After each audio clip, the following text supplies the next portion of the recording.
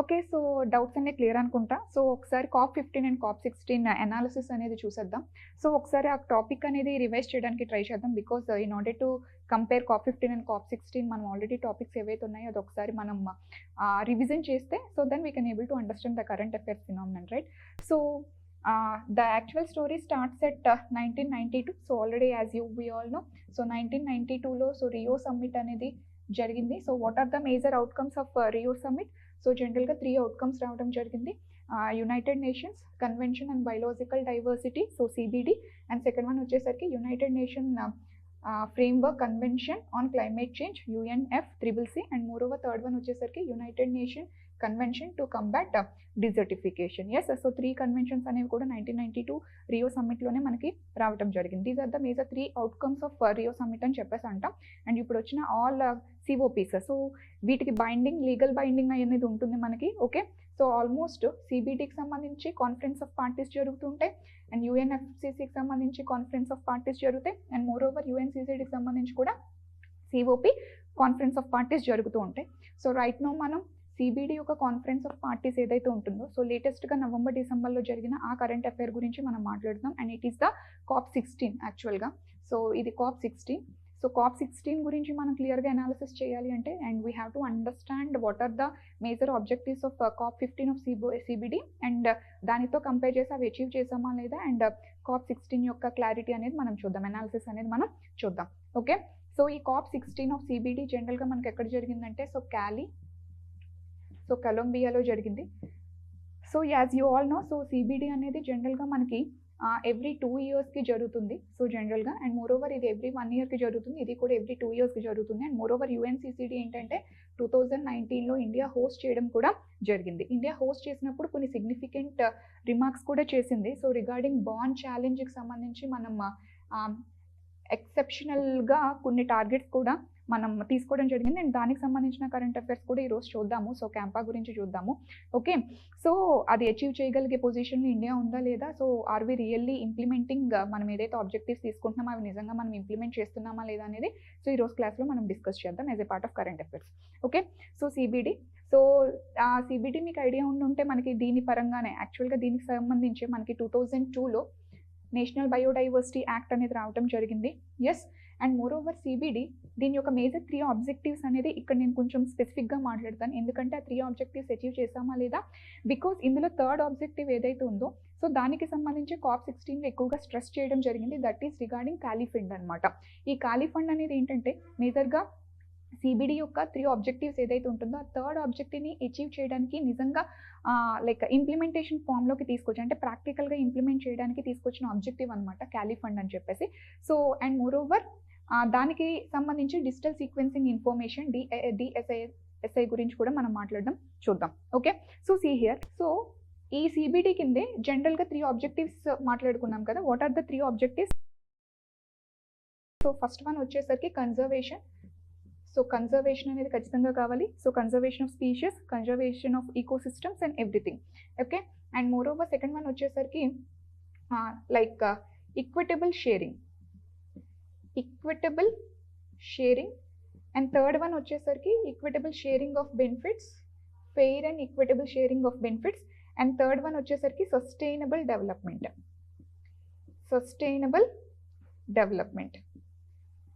So యాక్చువల్గా కన్జర్వేషన్కి సంబంధించి lot of initiatives అనేవి తీసుకొచ్చారు, లాట్ ఆఫ్ లాస్ అనేవి కూడా తీసుకొచ్చారు.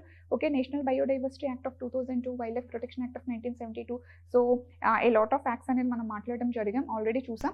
Okay, so and sustainable development, so everyday డిస్కషన్లో సస్టైనబుల్ డెవలప్మెంట్ గురించి మనం మాట్లాడదాం. అయితే సో ఇక్కడ మన యొక్క మేజర్ టార్గెట్ వచ్చేసరికి ఇక్కడ fair and equitable sharing of benefits అన్న ఆబ్జెక్టివ్ గురించి మాట్లాడుతున్నాం అనమాట.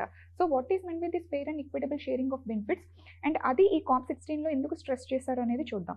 ఓకే, సో దీని యొక్క మేజర్ ఎజెండా చూద్దాం. యాక్చువల్గా fair and equitable sharing of benefits అంటే ఏంటంటే, ఫర్ ఎగ్జాంపుల్ లైక్ యానిమల్స్ అవ్వచ్చు లేకపోతే ప్లాంట్ స్పీషీస్ అవ్వచ్చు, they are having different genetic diversity, right? So genetic diversity 3 types of diversities ఉంటాయి మనకి. ఓకే, ఒకటి వచ్చేసరికి స్పీషీస్ డైవర్సిటీ, ఇంకొకటి వచ్చేసరికి genetic diversity, and third one వచ్చేసరికి ఈకోసిస్టమ్ డైవర్సిటీ. స్పీషీస్ డైవర్సిటీ అంటే different types of species like lions, animals, elephants, leopards, so different types of species ఉంటే దాన్ని స్పీషీస్ డైవర్సిటీ అంటాం. జనరల్గా ఒక ఈకోసిస్టమ్లో ఒక హ్యాబిటేట్లో మోర్ నెంబర్ ఆఫ్ స్పీషీస్ అనేది ఉండడం చాలా ఇంపార్టెంట్. ఎందుకంటే ఫర్ ఎగ్జాంపుల్ బర్డ్ ఫ్లూ వచ్చింది, సర్టెన్ యానిమల్స్కి మాత్రమే అది ఇన్ఫెక్ట్ అవుతుంది, సర్టెన్ యానిమల్స్కి అది ఇన్ఫెక్ట్ అవ్వదు. సో అనుకోకుండా ఏదైనా పాండమిక్ వచ్చినా, ఇలాంటి డిసీజెస్ వచ్చినా, సర్టెన్ స్పీషీస్ అనేవి కోల్పోయినా అదర్ స్పీషీస్ అనేది సస్టైన్గా ఉంటాయి. కాబట్టి మనం బయోడైవర్సిటీని ప్రమోట్ చేసుకొని, ఐ మీన్ టు సే ఆ స్పీషీస్ ఉంటాయి కాబట్టి ఆటోమేటిక్గా మనం సస్టైన్ అవ్వడానికి ఫేవరబుల్ కండిషన్స్ అనేవి ఉంటాయి. Okay, species diversity is very very important for ecosystem stability, మనం డిస్కస్ చేసాం. నెక్స్ట్ వన్ జెనెటిక్ డైవర్సిటీ అంటే ఏంటి? సో జెనెటిక్ డైవర్సిటీ అంటే ఏంటంటే within the same species different genes ఉంటాయి. For example human population all over the earth అనేది ఉన్నారు, yes. So but even though human అనేది సేమ్ స్పీషీస్ అయినా, so the characters, okay, so the characters for example Mongoloid race అని చెప్తాం, okay, కాకసైట్ race అని చెప్తాం. The people who are living in China are exactly different from the people who are living in India. So మన యొక్క colour కానీ, లేకపోతే facial కానీ, లేకపోతే బిహేవియరల్ చేంజెస్ కానీ, లేకపోతే మనకున్న ట్రైన్స్ మన జీన్స్లో, బికాస్ ఫర్ ఎగ్జాంపుల్ పోలార్ రీజియన్స్లో ఎవరైతే హ్యూమన్ బీన్స్ ఉన్నారో వాళ్ళకున్న ట్రేట్స్, జెనెటిక్ ట్రేట్స్ ఏవైతే ఉన్నాయో అవి not exactly similar to the people who are living in tropical regions. ఎందుకంటే అక్కడున్న హ్యూమన్ పాపులేషన్ పోలార్ రీజన్స్కి అడాప్టబుల్ ఫీచర్స్ని డెవలప్ చేసుకున్నారు, ఇక్కడున్న హ్యూమన్ పాపులేషన్ ట్రాపికల్ రీజన్స్కి తగ్గ ఆ ఫీచర్స్ని అడాప్ట్ చేసుకోవడం జరిగింది. ఎస్, జెనెటిక్ డైవర్సిటీ అనేది ఉంటుంది within the same species, genetic diversity అనేది ఉంటుంది. This genetic diversity is very very important. ఇప్పుడు దానికి సంబంధించి నేను ఎక్కువగా ఫోకస్ చేస్తాను, because this topic digital sequence information అనేది ఏంటంటే to store this genetic resources అనమాట. సో ఖచ్చితంగా ఫర్ ఎగ్జాంపుల్ ఒక పర్టికులర్ ప్లాంట్ స్పీషీస్ ఉందనుకుందాం, ఒక particular plant species for example desert ఉందనుకుందాం.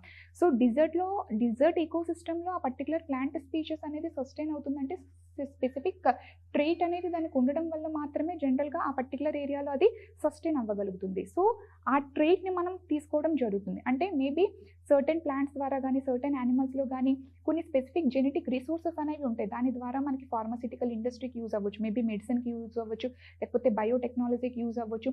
ఆ పర్టికులర్ స్పీషీస్ ద్వారా మనం న్యూ మెడిసిన్ అవ్వచ్చు, లేకపోతే certain other new innovations in మెడిసిన్ని మనం తీసుకురావచ్చు, లేకపోతే లైక్ కాస్మెటిక్స్లో జనరల్గా యూజ్ చేస్తూ ఉంటారు aloe vera. So these are the genetic resources, so these are the plant species నుంచి వచ్చినవే. Okay, and moreover different industries, so a lot of economic activity అనేది వాటి మీద జరుగుతూ ఉంటుంది. ఇవి జనరల్గా బెనిఫిట్స్. ఫర్ ఎగ్జాంపుల్ ఒక ట్రైబల్ పాపులేషన్ ఉందనుకుందాం, ఆ ట్రైబల్ పాపులేషన్కి ఆ ఏరియాలో ఉన్న ఫారెస్ట్ ఏరియాలో ఉన్న ఆల్ రిసోర్సెస్కి సంబంధించి సమ్ ఇన్ఫర్మేషన్ అనేది ఉండడం జరుగుతుంది. యామే కరెక్ట్? సో ఇన్ఫర్మేషన్ ఏదైతే ఉందో పీపుల్ బయోడైవర్సిటీ రిజిస్టర్ అని చెప్పేసి, పీబీఆర్ రిజిస్టర్ అని చెప్పేసి ఫారెస్ట్ ఆఫీసర్ అనే మెయింటైన్ చేస్తారు. దీనికి తగ్గట్టుగా వాళ్ళకి ఫారెస్ట్ రైట్స్ అనేది ఇవ్వడం జరుగుతుందని మనం ఆల్రెడీ క్లాస్లో డిస్కస్ చేసాం. ఈ బయోడైవర్సిటీ రిజిస్టర్ ఏదైతే ఉంటుందో ఈ రిజిస్టర్లో ఇన్ఫర్మేషన్ అనేది ఉంటుంది. ఇది ఏంటంటే it is the information which is having with the tribal people over a generation కదా. సో డిఫరెంట్ జనరేషన్స్లో వాళ్ళు గ్యాదర్ చేసిన ఇన్ఫర్మేషన్ అనమాట. ఇప్పుడు ఈ ఇన్ఫర్మేషన్ ఏదైతే ఉందో ఈ ఇన్ఫర్మేషన్ని డిఫరెంట్ కంపెనీస్ ఏవైతే ఉన్నాయో, సో డిఫరెంట్ కంపెనీస్, మేబీ అది ఫార్మాసిటికల్ కంపెనీ అవ్వచ్చు, లేకపోతే ఏ కాస్మెటిక్స్ ప్రొడ్యూస్ చేసే కంపెనీ అవ్వచ్చు. సో డిఫరెంట్ కంపెనీస్ ఏంటంటే ఆ జెనెటిక్ రిసోర్స్ ఏదైతే ఉందో, ఆ ఇన్ఫర్మేషన్ ఏదైతే ఉందో ఆ ఇన్ఫర్మేషన్ని తీసుకొని వాళ్ళ కంపెనీస్తో బిజినెస్ చేసుకుంటున్నారు. దాని ద్వారా వాళ్ళు ఏంటంటే ప్రాఫిట్ అనేది ఆటోమేటిక్గా ప్రొక్యూర్ చేసుకుంటున్నారు, ప్రాఫిట్స్ని అటైన్ చేస్తున్నారు. బట్ ఆ ఇన్ఫర్మేషన్ వాళ్ళకి ఎలా వచ్చింది? Because of this tribal communities వీళ్ళు over a period of time generations ద్వారా అటైన్ చేసుకున్న నాలెడ్జ్, ఆ ఇన్ఫర్మేషనే కదా వీళ్ళు తీసుకోవడం జరిగింది. సో ఇప్పుడు వాళ్ళకి వచ్చిన ప్రాఫిట్స్లో వీళ్ళకి కూడా షేర్ చేయాలి, ట్రైబల్ కమ్యూనిటీస్ కూడా షేర్ చేయడం అనేది చేయాలి. But they are not sharing. Okay, so వీళ్ళ దగ్గర ఇన్ఫర్మేషన్ అనేది తీసేసుకొని వాళ్ళు బిజినెస్ చేసుకుంటున్నారు. బట్ ఈ ఇండిజినియస్ పీపుల్, ఈ ట్రైబల్ కమ్యూనిటీస్కి ఏదైతే ఉందో సో ఆ బెనిఫిట్స్ అనేది షేర్ చేయట్లేదు. అండ్ మోర్ ఓవర్ ఏంటంటే ఇప్పుడు ఈ బయోడైవర్సిటీ, ఈ పర్టికులర్ యానిమల్లో ఈ పర్టికులర్ ప్లాంట్ ఉండడం వల్లే కదా ఆ రిసోర్స్ ద్వారా వాళ్ళు బిజినెస్ చేసుకుంటున్నారు. బట్ దాన్ని కన్జర్వ్ చేయడం అనేది కూడా వాళ్ళ మీద రెస్పాన్సిబిలిటీ అనేది ఉండాలి కదా ఖచ్చితంగా. సో ఇప్పుడు మనం ఏం మాట్లాడతామంటే ఇక్కడ మేజర్గా COP16లో మేజర్ ఎజెండా అదే.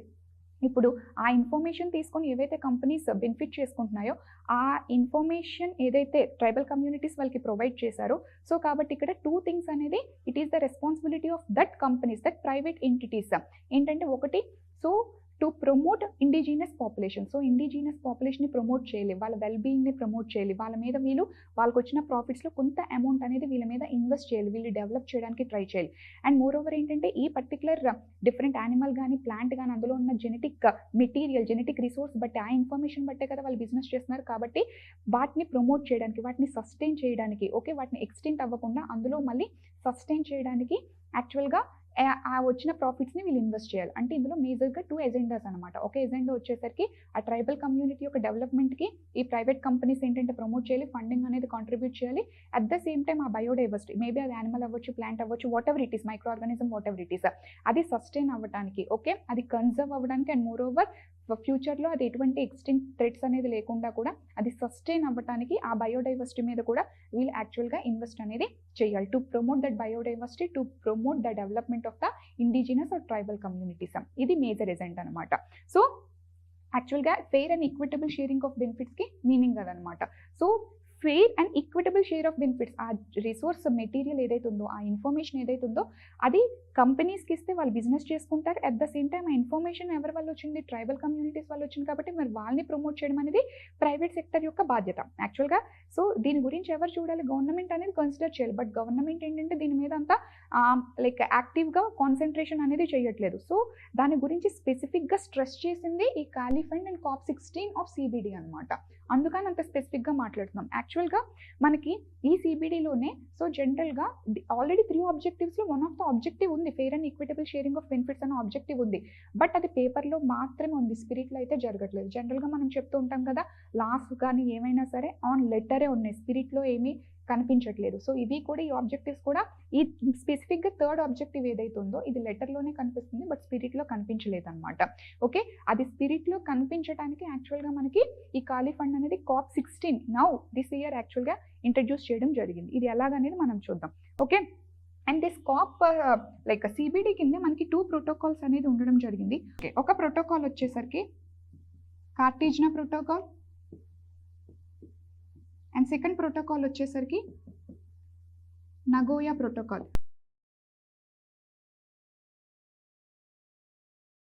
So literally I'm doing comparison between your static knowledge and the current affairs. Okay, ఇవన్నీ మీరు రివైజ్ చేసి ఉండాలి కరెంట్ అఫైర్స్ క్లాస్కి వచ్చే ముందు.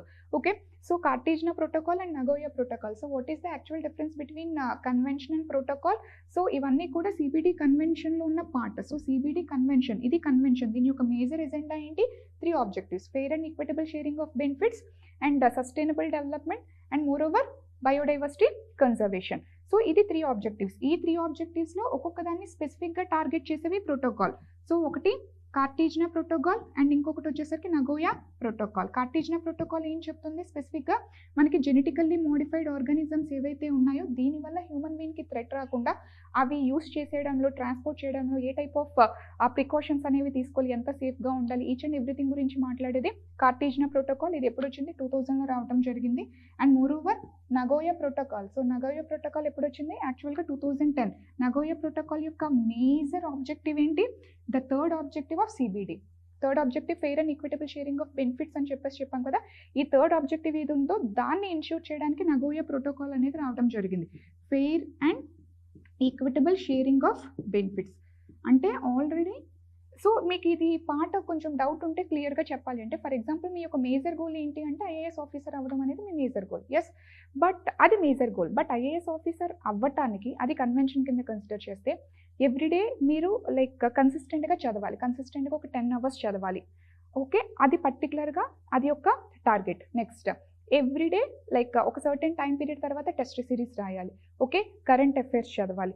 సో కరెంట్ అఫైర్స్ చదవాలి, టెస్ట్ సిరీస్ రాయాలి అండ్ మోర్ ఓవర్ రివిజన్ చేయాలి.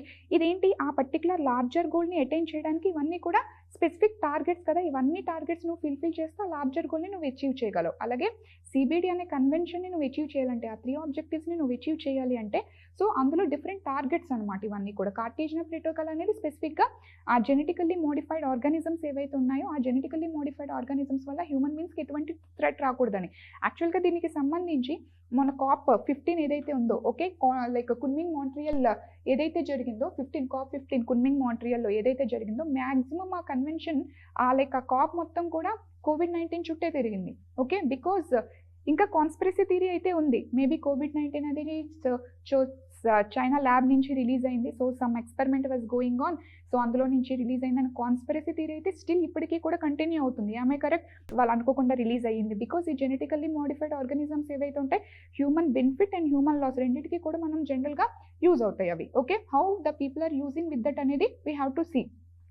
అందుకే కదా, సో మీకు ట్రంప్ మీరు చూసినట్టయితే, సో ట్రంప్ ఇనీషియల్గా వచ్చిన వెంటనే ఆల్రెడీ COVID-19 పీరియడ్లో చాలా సివియర్ ఎలిగేషన్స్ అయితే వరల్డ్ హెల్త్ ఆర్గనైజేషన్స్ మీద, చైనా మీద ట్రంప్ చాలా సివియర్ ఎలిగేషన్స్ వేసేవారు. Okay, but world health organisation దాన్ని డినే చేసేసరికి ఇమీడియట్గా ఎప్పుడైతే మన పవర్లోకి వచ్చారో ట్రంప్, ఇమీడియట్గా సైన్ చేసిన ఆర్డర్స్లో WHO నుంచి అతను విత్డ్రాల్ అవ్వడం, ప్యారిస్ అగ్రిమెంట్ నుంచి విత్డ్రాల్ అవ్వడం, so these are the negative consequences అనమాట. Because still US is believing, Trump is believing that it is a biowar. Okay, so అది బయోవార్ కింద ఇంకా స్టిల్ ట్రంప్ కన్సిడర్ చేస్తున్నారు అనమాట. సో చైనా మేబీ అది ఇంటెన్షనల్గా release చేసిందా, లేకపోతే ల్యాబ్ నుంచి రిలీజ్ అయిందా, what ever it is we don't know, but WHO అనేది దాన్ని సపోర్ట్ చేసింది అన్నట్టుగా సివియర్ ఎలిగేషన్స్ అనేది చైనా మీద వేశారు. సో ఇంత ఇష్యూ జరిగిన తర్వాత this you can able to understand the severity of genetically modified organisms.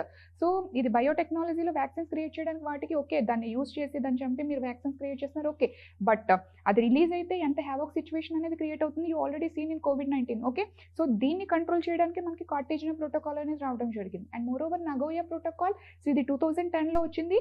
Even though 2010లో వచ్చిన 2015 నుంచి యాక్చువల్గా అది ఇంప్లిమెంట్ చేయడం జరిగింది. సో 2015కి కొన్ని టార్గెట్స్ అనేది ఇచ్చారు, అండ్ 2020కి కొన్ని టార్గెట్స్ అనేది ఇవ్వడం జరిగింది. ఓకే, సో మేజర్గా ఓషన్ ఎసిడిఫికేషన్ అనేది ఉండకూడదని చెప్పేసి, కోరల్ రీఫ్ రిస్టోరేషన్ జరగాలని చెప్పేసి, సో ఇన్వేజివ్ స్పీషెస్ ఏవైతే ఉన్నాయో దాన్ని రెడ్యూస్ చేయాలని చెప్పేసి. What are meant by invasive species? ఇప్పుడు మేజర్ హాట్ టాపిక్ అంతా ఇన్వేజివ్ స్పీషెస్ చుట్టే తిరుగుతుంది అనమాట. ఏంటి invasive species? So like for example eucalyptus.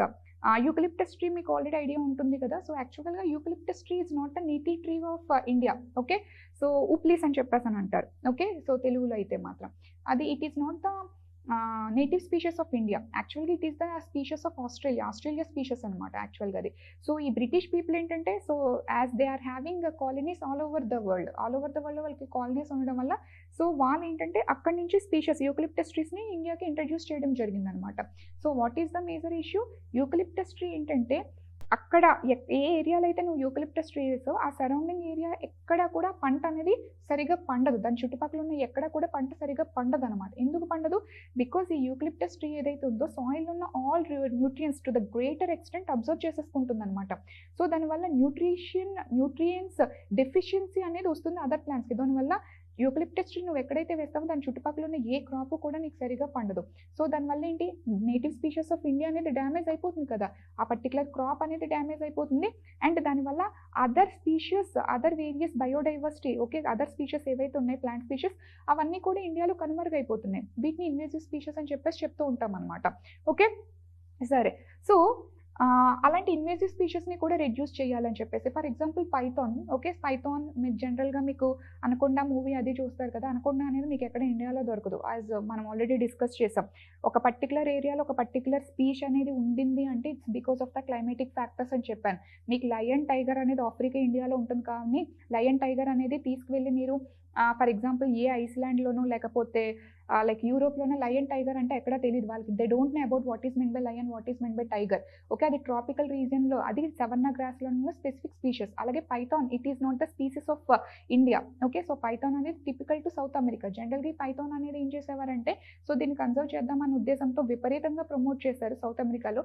So దానివల్ల ఏంటంటే యాజ్ ఎ పెట్గా వాళ్ళ హోమ్స్లో కూడా ఈ పైథాన్ని పెంచుకోవడం కూడా ట్రై చేశారు. దానివల్ల ఏంటంటే ఇప్పుడు అదర్ స్పీషీస్ చాలా డ్యామేజ్ అయిందనమాట. ఇప్పుడు దాన్ని కంట్రోల్ చేయడానికి ఈవెన్ తమిళనాడులో ఉన్న సర్టెన్ ట్రైబ్స్ని కూడా తీసుకువెళ్ళి అక్కడ కంట్రోల్ చేయాల్సిన పరిస్థితి వస్తుంది అనమాట పైథాన్ని. Okay, so lot of invasive species యాక్చువల్గా ఇష్యూ జరిగింది, దానివల్ల లోకల్ స్పీషీస్ అనేవి డ్యామేజ్ అవుతున్నాయి అనమాట. ఓకే, సరే, లెట్స్ కమ్. సో వాటిని కంట్రోల్ చేయాలి, లాట్ ఆఫ్ టార్గెట్స్ అయితే ఉన్నాయి. సో రైట్ నో నేను ఇందులో డీటెయిల్స్కి వెళ్ళట్లేదు, as you all remembered it. Okay, so ఈ ఖాళీ ఫండ్ అంటే fair and equitable sharing of funds అనే టాపిక్ ఏదైతే ఉందో, కాన్సెప్ట్ ఏదైతే ఉందో, it is not a new concept. That is my intention అనమాట. Okay, you have to understand the crux of it. ఇప్పుడు COP16లో ఈ ఖాళీ ఫండ్ ఏదైతే తీసుకొచ్చారో, so it's not the new concept. Fair and equitable sharing of funds అనేది ఎప్పుడు Nagoya ప్రోటోకాల్లో ఉన్న కాన్సెప్టే. But what is the major issue? అక్కడ పేపర్లో మాత్రమే ఉంది. బట్ దాన్ని స్పిరిట్లోకి తీసుకురావడానికి, మళ్ళీ ఇంప్లిమెంటేషన్లోకి తీసుకురావడానికి ఖాళీ ఫండ్ అన్న కాన్సెప్ట్ని తీసుకురావడం జరిగిందనమాట. ఇది ఎలా చేస్తారు? సింపుల్, ఏమీ లేదు. సో అక్కడ పేపర్లో రాశారు నగోయా ప్రోటోకాల్లో. సో ఈ జెనెటిక్ రిసోర్సెస్ ఎవరైతే ట్రైబల్ కమ్యూనిటీస్ నుంచి ఎవరైతే ఈ ఇన్ఫర్మేషన్ అయితే కన్సిడర్ చేస్తారో, తీసుకుంటారో, ఓకే, ఆ ప్రైవేట్ కంపెనీస్, వాళ్ళు ఖచ్చితంగా వాళ్ళకు వచ్చిన ప్రాఫిట్స్లో దే హ్యావ్ టు షేర్. ఎవరికి షేర్ చేయాలి? 2 థింగ్స్ స్పెసిఫిక్గా 2 కేటగిరీస్ ఆఫ్ పీపుల్కి షేర్ చేయాలి. 1 ఏంటంటే ట్రైబల్ కమ్యూనిటీస్. ఆ ఇన్ఫర్మేషన్ ఏ కమ్యూనిటీ నుంచి ఏ స్పీషెస్ అయితే వాళ్ళని కన్సర్వ్ చేస్తున్నారు, ఆ పర్టికులర్ స్పీష్, మేబీ యానిమల్ అవ్వచ్చు, ప్లాంట్ అవ్వచ్చు, సో వాళ్ళకి కాంట్రిబ్యూట్ చేయాలి. అంటే వాళ్ళకి వచ్చిన ప్రాఫిట్లో అట్లీస్ట్ 1%, వాళ్ళకి వచ్చిన ప్రాఫిట్లో అట్లీస్ట్ 1%, ఆర్ వాళ్ళకి వచ్చిన రెవెన్యూలో at least 0.1%. As revenue and profit are different, yes. So ప్రాఫిట్లో 1% ఆర్ రెవెన్యూలో 0.1% వాళ్ళు ఆ ట్రైబల్ కమ్యూనిటీ ప్రమోషన్ కోసం, వాళ్ళ డెవలప్మెంట్ కోసం ఖచ్చితంగా అమౌంట్ అనేది కాంట్రిబ్యూట్ చేయాలి. ఆ అమౌంట్ ఎక్కడ పెడతారు? ఖాళీ ఫండ్లో ఉండడం జరుగుతుంది అనమాట. సో ఆ అమౌంట్ మొత్తం ఖాళీ ఫండ్లో ఉండడం జరుగుతుంది. అది ఆ పర్టికులర్ ఇండిజినియస్ కమ్యూనిటీకి ట్రాన్స్ఫర్ చేయడం అనేది జరుగుతుంది. And more over certain amount, okay, ఖచ్చితంగా లైక్ బయోడైవర్సిటీ, ఆ పర్టికులర్ స్పీషెస్, అంటే ఫర్ ఎగ్జాంపుల్ ఒక ఎక్స్ అనే ప్లాంట్ నుంచి సమ్ మెటీరియల్ని తీసుకున్నారు, దాని ద్వారా వాళ్ళు ఫార్మస్యూటికల్ ఇండస్ట్రీలో కానీ, కాస్మెటిక్స్ కానీ, సమ్ అదర్ ఇండస్ట్రీస్లో యూజ్ చేస్తున్నారు. కాబట్టి ఆ స్పీషెస్ ఉంటేనే ఇండస్ట్రీ అనేది సర్వైవ్ అవుతుంది, రైట్? సో ఆ స్పీషెస్ని ప్రమోట్ చేయడానికి, ఆ స్పీషెస్ని కన్జర్వ్ చేయడానికి they have to invest on the conservation of that particular species అనమాట. ఓకే, ఈ 2 థింగ్స్ అనేది వెరీ వెరీ ఇంపార్టెంట్. ఓకే.